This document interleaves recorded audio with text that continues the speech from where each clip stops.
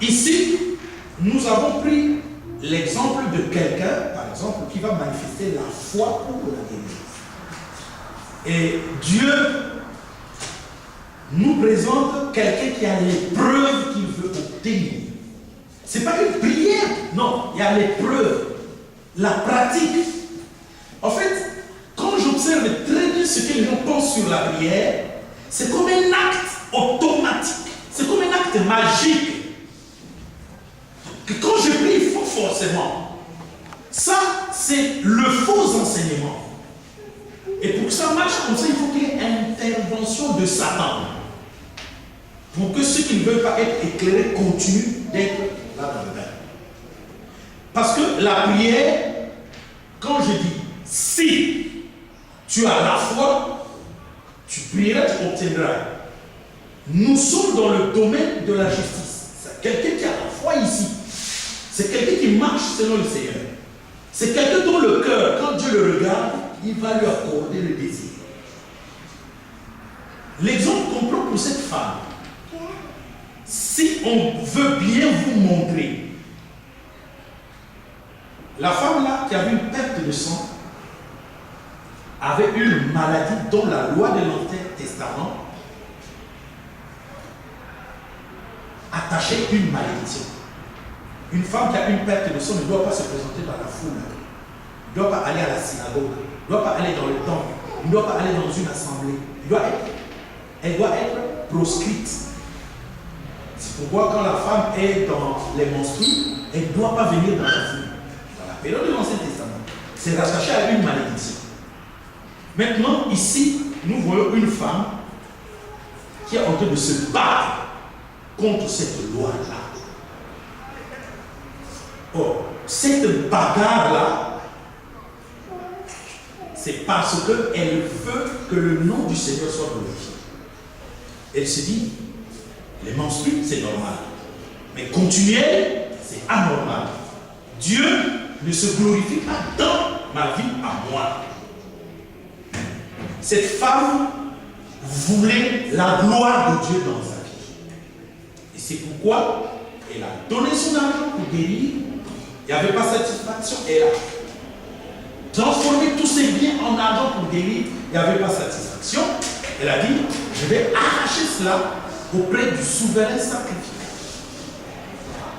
Cette femme avait de la connaissance spirituelle. Elle savait que le vêtement du souverain sacrificateur, d'après Exode ou d'après la loi lévitique, produit la guérison. Donc vous voyez ce qu'elle était. C'était pas une ignorante. C'était une fille qui avait la connaissance. Et elle cherchait à obtenir la manifestation de la gloire de Dieu dans sa vie. C'est pour ça que je vous demandais une précision, parce qu'elle était plus dans le statut de pécheur repentant. Non, le problème de pécheur repentant, quand j'en parle pour une personne qui s'en va être baptisée d'eau. C'est un statut spécial pour une personne qui s'en va au baptême d'eau. Donc qui est prête à entrer dans le royaume. Il y a pécheur et fils de Dieu ou fille de Dieu. C'est ça qui est important à retenir. Ça, c'est une période transitoire. C'est pour montrer les étapes évolutives par laquelle celui qui est dans le monde de pécheur devient croyant. C'est une étape transitoire. Il ne faut l'utiliser que dans le cadre d'une personne qui va devenir croyante dans quelques instants au travers du baptême d'eau, du Saint-Esprit et de feu. On parle de ça parce que quand quelqu'un par exemple vient de se baptiser, tant qu'il n'a pas encore été baptisé du Saint-Esprit et de feu, il n'est pas encore croyant, il est encore pécheur repentant. Parce qu'il deviendra croyant lorsqu'il est sauvé par le baptême d'eau, du Saint-Esprit et de feu.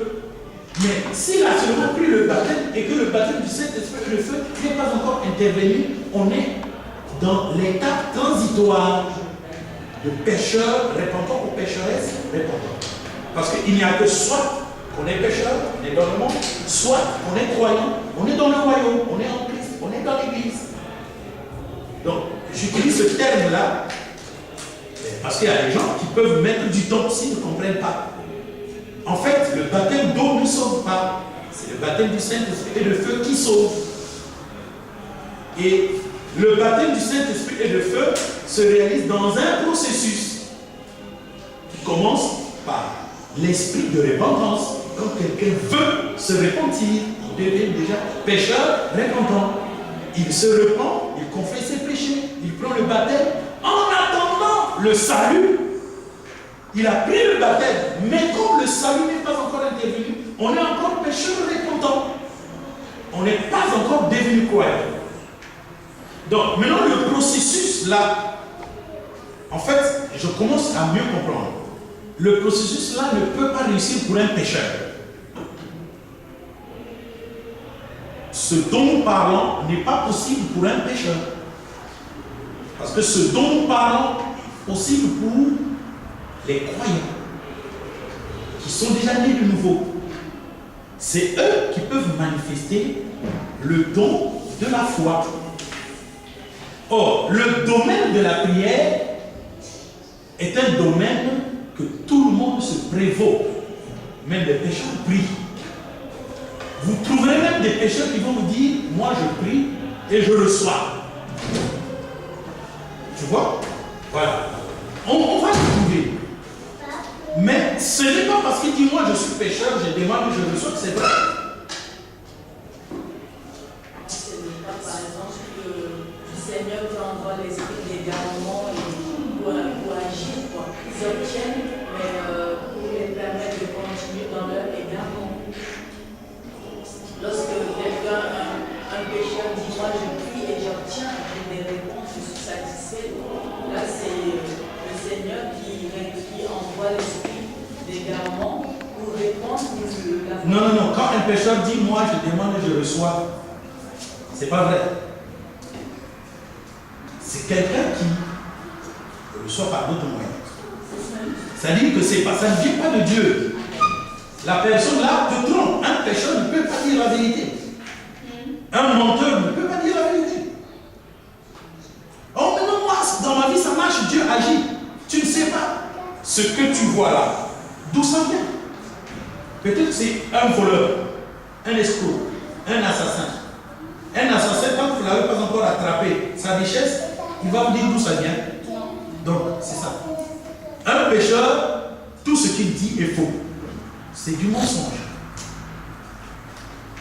Quand le Seigneur envoie la puissance d'égarement, c'est quand quelqu'un qui a fait vraiment la nouvelle naissance a renié le Christ. En ce moment, comme tu as renié le Christ et que tu ne dois pas rester comme ça, on prend la puissance de l'égarement, on la met en toi pour que tu demeures dans cet état-là. C'est une condamnation. C'est comme quelqu'un qui dit va en prison. Donc tu es libre, mais spirituellement, tu es déjà mort. C'est ça la puissance de l'égarement.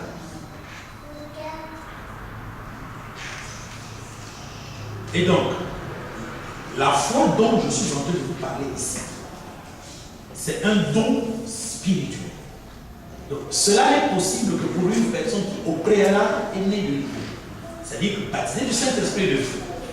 Parce que c'est le don de l'Esprit Saint. Un don spirituel qu'on appelle la foi.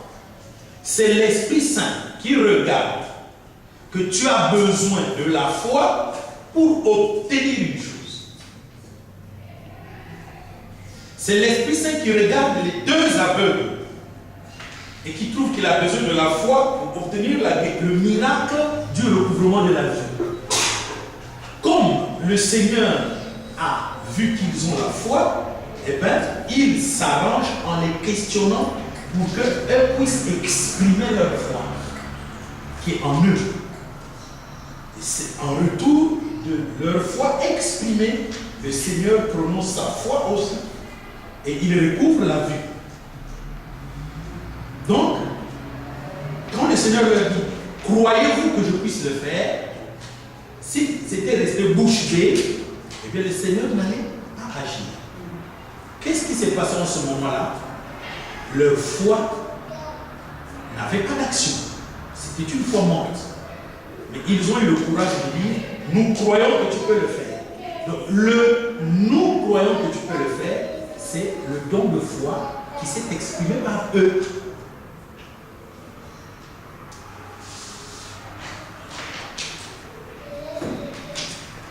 Beaucoup de nos frères, et voilà pourquoi c'est vraiment important qu'on en parle pour bien comprendre. Il y a des gens qui disent, tu as besoin de... Oui, ne t'en fais pas, ça va passer. Ne t'en fais pas, ça va passer, n'est même pas l'expression d'une foi. Et demain, la personne est toujours malade. Parce que la personne n'ayant pas la foi en soi, elle va toujours vous exprimer une formule qu'elle a déjà entendue passer par là. Il y a même des gens qui peuvent dire, oui, vous savez que le Seigneur guérit, donc il va agir. Je suis très confiant qu'il va agir. J'ai déjà entendu des personnes dire ça. Mais quand Dieu te montre ce qu'il y a dans le cœur de cette personne, tu sais qu'il n'y a pas la foi. Et ça aussi, c'est pareil. Donc, il montre. Une personne peut avoir des belles paroles, comme des paroles de foi. Mais l'action ne va pas s'en suivre. Donc, ces paroles-là, c'est des formules qu'on a acquises un peu par-ci, par-là, ou même des textes bibliques qu'on a mémorisés pour se défendre, pour cacher le manque de foi. Effectivement. Oui. Ça pose encore, parce que ça a été bien éclairci, une autre petite problématique dans la formule ou la manière de prier pour les... Non, nous ne sommes pas dans la manière de prier. Non. Dans le principe... Ici, nous sommes dans l'expression de la foi. Je ne veux pas que tu prennes ça dans le domaine de la prière. Ça, c'est la foi. Comment on exprime la foi? Ce n'est pas une prière. Je vous dis, c'est comprendre la foi pour que, en comprenant la foi, vous demandiez à Dieu, par la prière, de manifester ce don de foi-là. Si vous êtes au préalable rempli du Saint-Esprit, parce que ce sera un don de la foi que le Saint-Esprit va manifester par vous. Ici, là, la femme ou les deux aveugles ne priaient pas, ils exprimaient la foi. La foi doit s'exprimer là, dans le langage. Donc, pour montrer qu'il y a la foi, il faut parler ou il faut agir.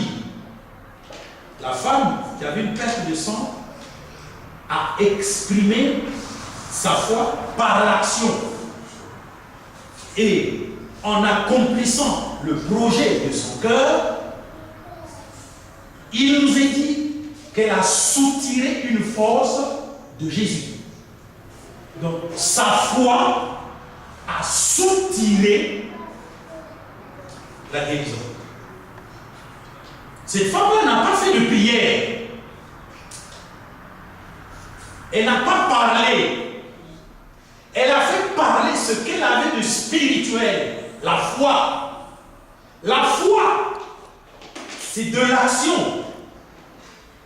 À partir de rien, cette femme a pris une force du corps de Jésus au travers du vêtement. À partir de rien. Je ne sais pas si les gens sont en train de comprendre. Pas seulement ma soeur ou vous, mais même ceux qui sont derrière la caméra. La foi est une activité de la pensée. Et Dieu a créé par la pensée. Et c'est cette pensée que malheureusement le peuple de Dieu n'utilise plus. Parce qu'on a enseigné dans le peuple de Dieu une fausse pensée. Une pensée comme quoi vouloir tout faire. Une pensée paresseuse.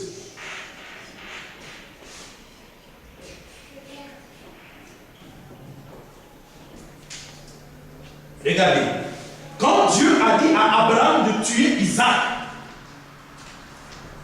Abraham savait que Dieu leur avait déjà dit, ne marchez pas selon la voie des Cananéens qui livrent leur fils sur le feu comme sacrifice pour obtenir certaines choses.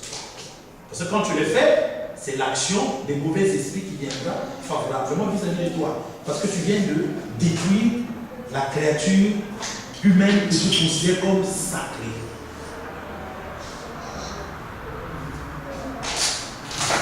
Malheureusement, c'est ce qui se passe chez nous, dans nos pays à nous, où on nous fait faire des guerres pour rien. Ce qui se passe, c'est que les promoteurs de ces guerres se rendent favorables auprès de Satan. Parce qu'ils détruisent des vies humaines et en retour, des mauvais esprits quittent le ciel pour venir les habiter. Et ils utilisent ces esprits-là pour se maintenir au pouvoir. Et ils ont eu la renommée. Quand ils parlent, tout le monde est d'accord. Quand ils trompent, les gens s'apaisent. Ils peuvent voler tout l'argent du pays, mais il fait un petit geste, vous tous vous acclamez.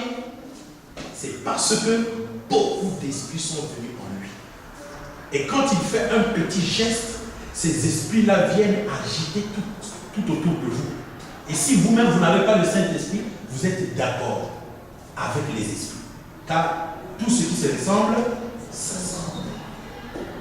C'est pourquoi, pour contrebalancer ce pouvoir-là, il faut qu'il y ait la présence des hommes et des femmes qui ont le Saint-Esprit. Lesquels, quand ce chef de l'État pose un acte, lui là où il n'est pas d'accord. Il ne va même pas parler, mais il va se mettre en colère contre cet acte. Et la puissance du Saint-Esprit va annuler l'activité des démons qu'il y a en lui. Et les gens vont dire, mais non, mais ce qu'il a fait n'est pas bon. Vous ne vous rendez pas compte comment ils ont dépouillé ce monsieur. C'est parce qu'il y avait une, deux ou trois ou quatre justes qui ne sont pas d'accord. Tu vois, quand Paul était à Éphèse, il s'est mis en colère contre les idoles qu'il y avait dans la ville. Non, à Athènes, acte 17. Il s'est mis en colère contre les idoles qu'il y avait dans la ville. Et cette colère-là a réfréné les mauvais esprits qui sont attachés aux idoles, à telle enseigne que cela lui a permis d'avoir même du temps de parler à l'aéropage et de prêcher devant les diseurs d'aventure et les écouteurs d'aventure. Donc il y a une puissance spirituelle en ceux qui sont spirituels qui peut freiner l'activité des mauvais esprits. C'est pourquoi, si dans nos églises, on prêchait bien la parole de Dieu et que les gens recevaient bien le Saint-Esprit, on n'aurait pas les attaques du diable qu'on a. On est tellement attaqué parce qu'il n'y a pas de personnes justes qui peuvent annuler la puissance de Satan. Et Satan sait ce qu'il faut faire, c'est-à-dire pervertir la parole.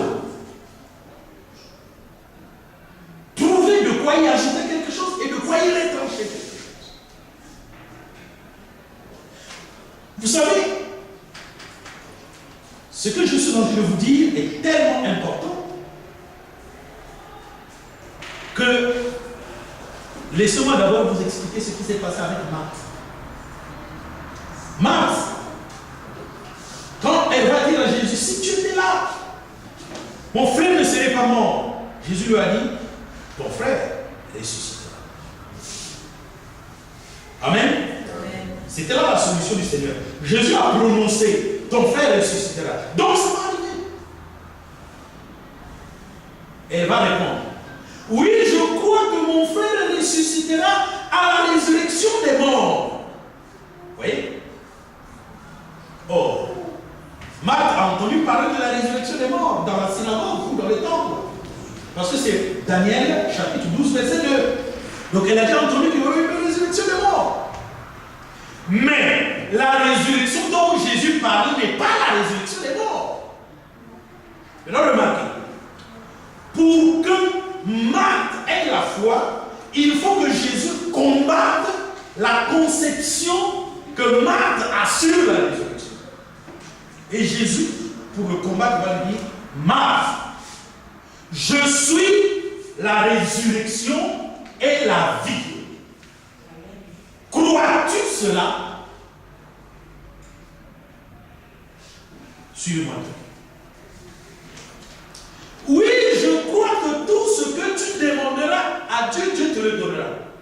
Donc, vous comprenez qu'elle ne croyait pas. Il fallait qu'elle croie ce qui sortait de Jésus. Il fallait qu'elle croie de la résurrection de Lazare. Pour ce jour-là, elle avait la foi que son frère ressuscitera à la résurrection. Elle avait la foi que tout ce que Jésus peut demander à Dieu, Dieu va lui accorder. Mais elle n'avait pas la foi que Lazare ressuscitait. Parce que ça fait déjà 4 jours et que Lazare pourrissait déjà. Donc elle n'avait pas la foi. Elle avait un problème. Son frère qui puait déjà, parce qu'il est mort depuis 4 jours. Et Jésus dit la solution, c'est que celui qui pue depuis 4 jours va ressusciter. En bonne santé. Et ne croyez pas ça. Et pour montrer quelle est la vie de Jésus, elle doit donner des réponses. Et les réponses qui sortent d'elle ne sont pas les vraies. Donc c'est des réponses de Satan. Vous allez lire ça dans Jean chapitre 11. C'est Satan qui parlait par Marthe. Mais ce que Marthe disait, je crois à la résurrection future, tu vois, c'est la parole. Mais ce n'était pas la parole du jour. Ce n'était pas la vraie parole. Ce n'était pas la parole de son salut. Ce n'était pas la parole solution pour elle.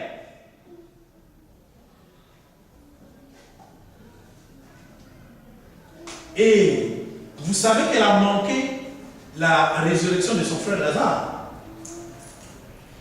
Si Lazare était ressuscité, ce n'est pas à cause de Marthe. Or, Lazare aurait ressuscité à cause de la foi de Marthe. C'est pourquoi, quand Jésus va faire la résurrection de Lazare, comme Marthe n'a pas cru qu'il est la résurrection et la vie, mais que Marthe continue de croire que tout ce que Jésus a demandé à Dieu, Dieu va le donner à Jésus. Jésus a dit, Père, je sais que tu m'as toujours exaucé. Et si je prie, c'est pour que tous ceux-là qui sont ici, qui m'entourent, croient que tu m'as envoyé. Est-ce que vous comprenez? Et après avoir dit ces paroles, il a crié, Lazare, sors!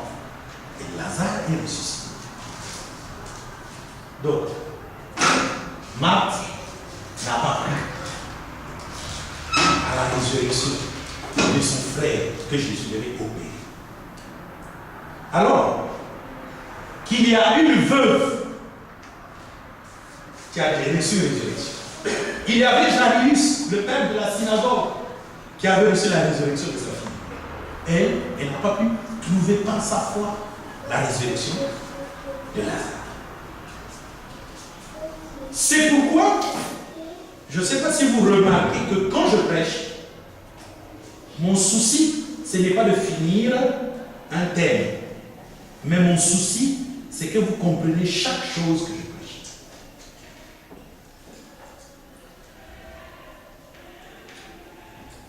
Et ce qui doit être compris, c'est ce que je prêche, pas ce que non. C'est très important. Quand vous allez prendre Jean chapitre 11 à propos de Marthe, ça va vous faire comprendre. Quand Jésus dit, je suis la résurrection et la vie, crois-tu cela? C'est ça qu'il faut croire. Pour le moment, il n'y avait pas de preuve qu'il est la résurrection et la vie. Mais il dit, crois-tu cela?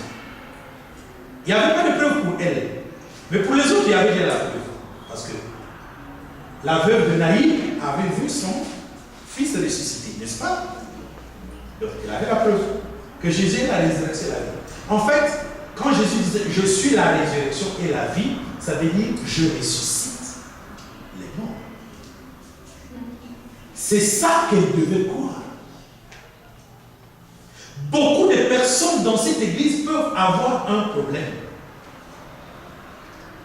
Ils peuvent croire à plusieurs solutions sur leur problème et ne pas croire à la solution que Dieu donne.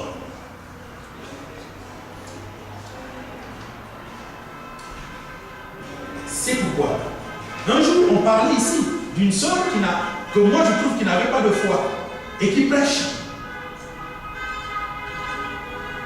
Si cette sœur veut obtenir de Dieu quelque chose, il arrête de prêcher d'abord. Parce que c'est déjà dit. Si elle ne croit pas à l'enseignement qui dit la femme ne peut pas prêcher, pourquoi elle veut croire que Dieu va lui donner quelque chose?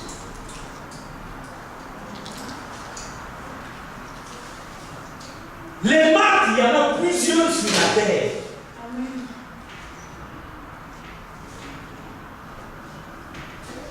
Est-ce que dans ton problème,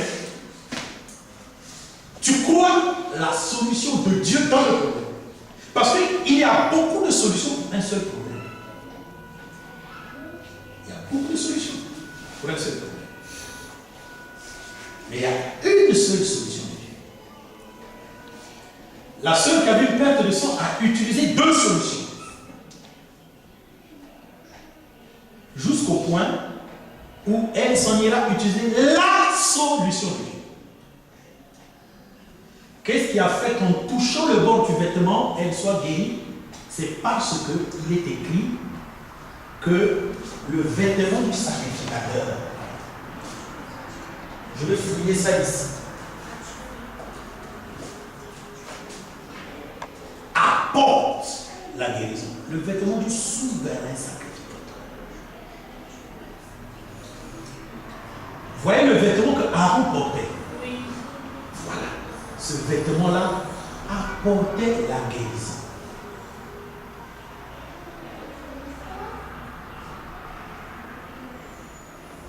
Raison de plus que dans la nouvelle alliance, il y a des gens qui croyaient, donc qui avaient perfectionné ce texte que je veux fouiller ici, dans l'Ancien Testament, par exemple. À tel enseigne qu'il disait tout simplement à Paul de toucher un vêtement. C'était plus, parce que Paul ne portait pas plus le vêtement des sacrificateurs. On était dans la nouvelle alliance. Il prend son vêtement à lui, dit Paul touche. Paul touche le vêtement. Il s'en va mettre son vêtement sur sa personne qui est malade. Et la personne guérit. La foi. J'avais prêché ça un jour à Brazzaville. Il y avait une fille qu'on appelle Astrid. C'est la fille d'une sœur, la sœur Angélique. Elle est venue, elle a dit, touche ce bic. J'irai poser ce bic sur maman, et maman guérira. Ce n'était pas un vêtement. Elle est venue avec son bic, son stylo. Dans la Bible, on parlait de toucher les vêtements. On ne sait pas comment elle a compris. Au lieu qu'elle amène un vêtement, elle a amené son bic.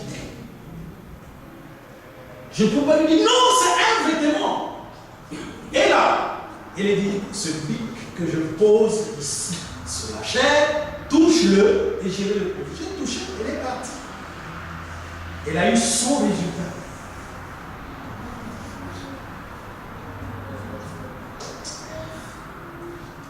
C'est ça qu'on appelle le don de foi.